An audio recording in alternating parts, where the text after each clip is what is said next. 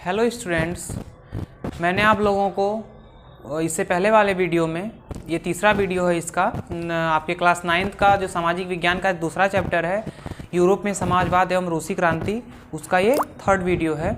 तो हमने आप लोगों को इससे पहले वाले वीडियो में तो समाजवाद के बारे में बताया, यानी कि यूरोप में समाजवाद कैसे आया।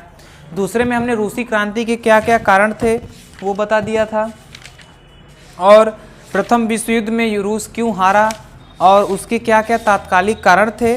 और अब हम उसके जो क्रांति हुई थी रूस की 1917 में, उसके बारे में जानेंगे कि उसमें क्या क्या नीतियां अपनाई गई थी उनके बारे में। आज ये इसका लास्ट वीडियो रहेगा, आप इसको ध्यान से देखिए।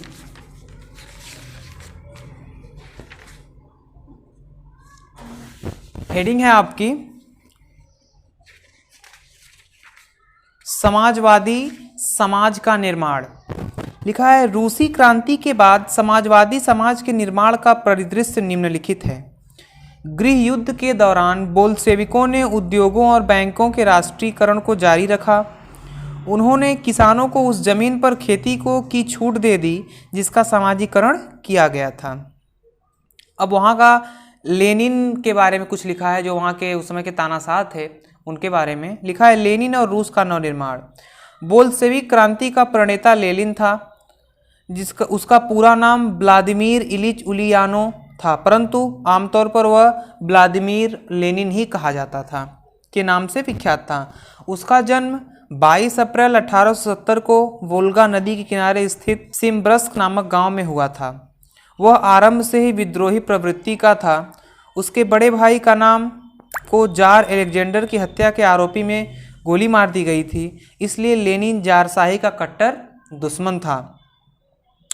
सोशल डेमोक्रेटिक पार्टी की सदस्यता ग्रहण करने के बाद यह बोल्शेविक दल का नेता बन गया और 1905 की रूसी क्रांति में उसकी सक्रियता से भाग लिया। लेनिन के कार्य। लेनिन को विकट परिस्थितियों में सत्ता संभालनी पड़ी थी। उसके समक्ष अनेक समस्याएं थीं जिसका निराकरण करना उसकी प्राथमिकता थी।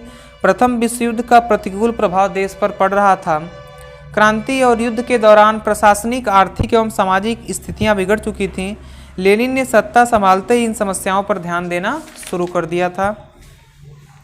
आर्थिक व्यवस्था। बोल्शेविक सरकार ने नई आर्थिक व्यवस्था स्थापित की, लेकिन ये साम्यवाद को लागू किया। राष्ट्र की सारी संपत्ति तथा उत्पादन और वितरण के साधनों पर सरकारी आधिपत्य स्थापित किया गया। जमीन से व्यक्तिगत स्वामित्व को हटा दिया गया एवं जमीन किसानों में बांट दी गई। इसकी विदेश नीतियां। आंतरिक सुधारों के अतिरिक्त लेनिन ने बाह्य समस्याओं की ओर भी ध्यान दिया एवं निम्नलिखित निर्णय लिए। गुप्त संधियों की समाप्ति, राष्ट्रीयता का सिद्धांत एवं साम्राज्य विरोधी नीतियां।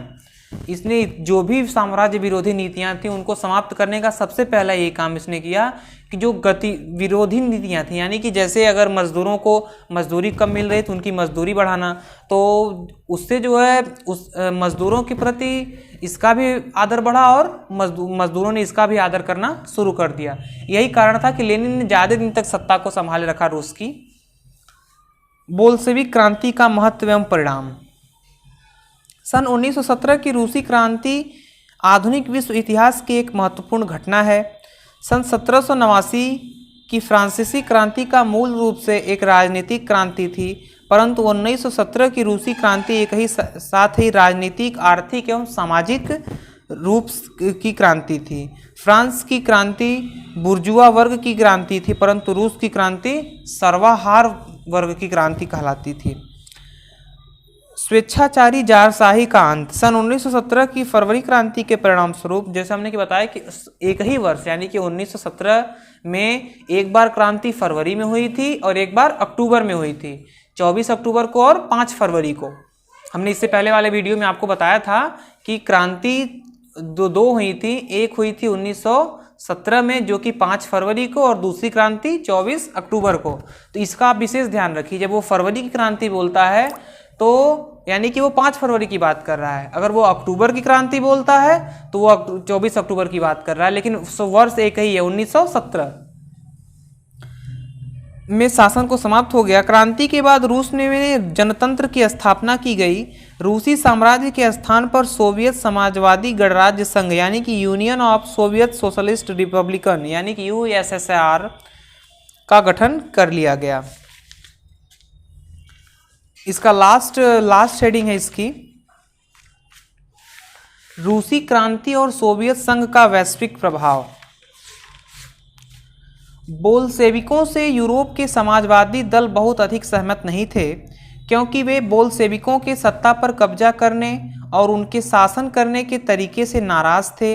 लेकिन मेहनत कशों के राज्य की स्थापना की संभावना ने दुनिया भर के लोगों में एक नई किरण, आशा की किरण जगाई। बहुत सारे देशों में कम्युनिस्ट पार्टियों का गठन किया गया, जैसे इंग्लैंड में communist party of great Britain की स्थापना। बोल्शेविकों ने उपनिवेश की जनता को भी अनेक रास्ते का अनुसरण करने के लिए प्रोत्साहित किया। सोवियत संघ के अतिरिक्त भी अनेक देशों के प्रतिनिधियों ने conference of the people of the east India in 1920 और बोल्शेविकों द्वारा बनाए गए बोल्शेविक समर्थन समाजवादी पार्टियों का अंतर्राष्ट्रीय महासंघ कर दिया। सोवियत संघ का विघटन। स्टालिन का सर्वाधिकारवाद मार्च 1953 तक बना रहा तथा इसी वर्ष उसकी मृत्यु हुई। इसके बाद निकिता खुश्चेव 1964 तक सत्ता में बने रहे। उन्होंने स्टालिनीकरण की नीति को त्याग कर उदारवादी नीति बनाई। उनके उत्तराधिकारी लियोनिड ब्रेजनेवा ने पुनः स्टालिन की नीतियों का अनुसरण किया और इन्होंने रूस की स्वतंत्रता की घोषणा की। फलतः दिसंबर 1991 में सोवियत संघ का भी विघटन हो गया। तो ये लेसन आपका समाप्त होता है। और तीसरा लेसन बहुत ही अच्छा लेसन है हिटलर के बारे में, नात्सीवाद और हिटलर का उदय। यानी कि उसमें हम जानेंगे कि हिटलर कौन था और उसने क्या क्या सिस्टम्स बनाए थे अपने देश को लेकर के, और क्यों उसे हिटलर इतना फेमस क्यों है, क्या क्या उसने कार्य किए, वो हम नेक्स्ट लेसन में जानेंगे। लेकिन इससे जो हमने अभी आप लोगों को दूसरा लेसन पढ़ाया है वो रूस की क्रांति और इसमें यूरोप में समाजवाद का उदय, ये बहुत ही इंपॉर्टेंट लेसन है। आप इसको कॉपी में नोट डाउन कर लीजिएगा और आप इसको अच्छे से पढ़िएगा, याद कर लीजिएगा।